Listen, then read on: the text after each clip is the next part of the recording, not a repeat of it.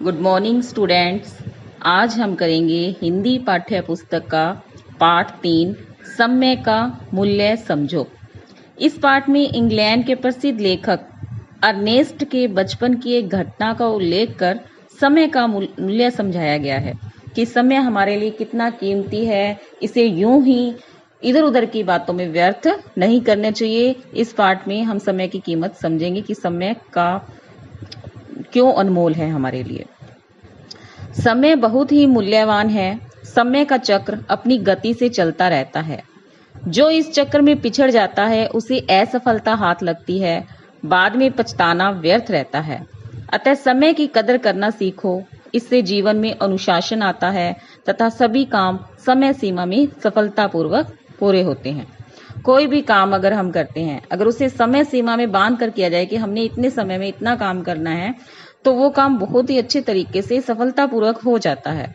समय का मूल्य समझाने के लिए तुम्हें एक कहानी सुनाते हैं। इंग्लैंड के एक प्रसिद्ध स्कूल में एक विद्यार्थी पढ़ता था, अर्नेस्ट।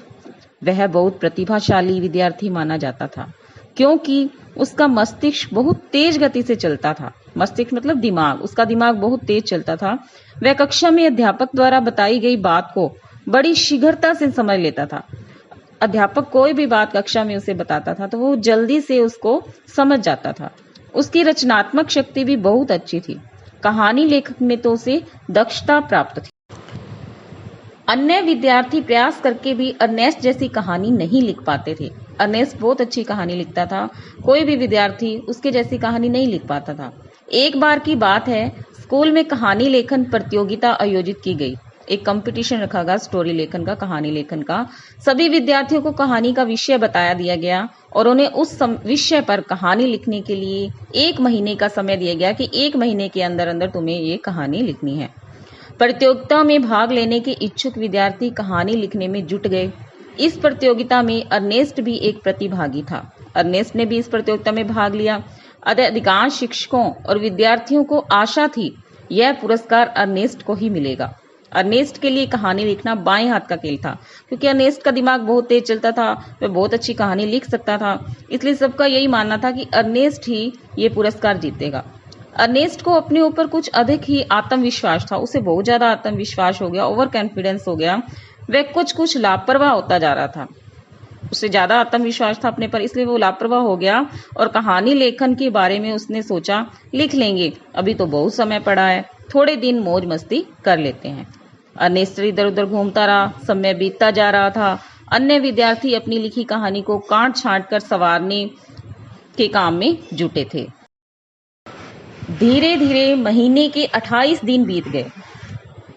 अन्य विद्यार्थियों ने अपनी अपनी कहानियां स्कूल में जमा करवा दी। अब अर्नेस्ट को होश आया। उसने जल्दबाजी में एक कहानी लिखी और बिना संशोधन किए स्कूल में जमा करवा दी।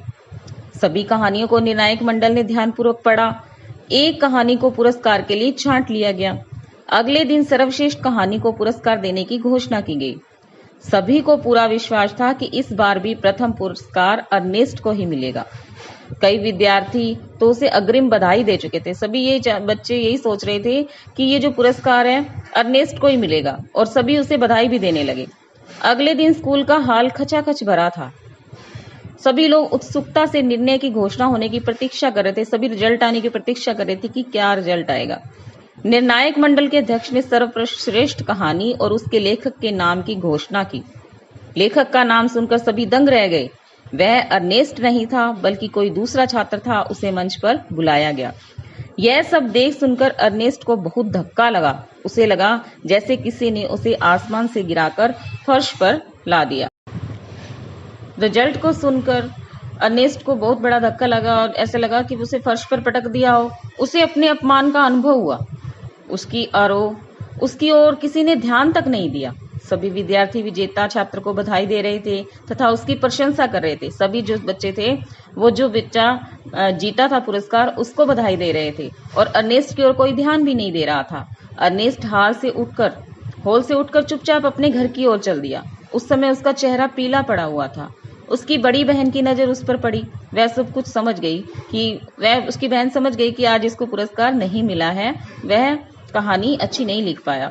वह बोली, भाई अर्नेस्ट, तेरा चेहरा तेरी कहानी कह रहा है। तेरी आंखों के आंसू सब बता रहे हैं कि सर्वश्रेष्ठ कहानी का पुरस्कार तुझे नहीं मिला है। अर्नेस्ट चुप रहा। बहन ने सांत्वना देते हुए कहा, मुझे पहले ही पता था कि ऐसा ही होने वाला है। याद रखो, जो व्यक्ति समय की कदर नहीं करता, समय भी उसकी कदर नहीं करता। इसलिए हमें समय का सदुपयोग करना चाहिए। यदि तुमने समय पर कहानी लिखना शुरू किया होता तो तुम्हें उसे काट छांट कर संवारने के लिए काफी समय मिल जाता। तुमने काफी समय बर्बाद कर दिया। 1 महीने के काम को 2 दिन में करने की कोशिश की। परिणाम तुम्हारे सामने है, इसलिए हमें जल्दबाजी नहीं करनी। अर्नेस्ट कुछ नहीं बोला, सब चुपचाप खड़ा सुनता रहा। उसे अपनी भूल का एहसास हो चुका था। बहन ने उसे हिम्मत दिलाते हुए समझाया, अर्नेस्ट, हमेशा याद रखना कि समय का एक एक पल कीमती होता है। समय के हर पल का मूल्य समझो। आज तुम्हें जो असफलता मिली है उससे शिक्षा लो। अब भविष्य में कभी इस तरह की भूल फिर मत करना।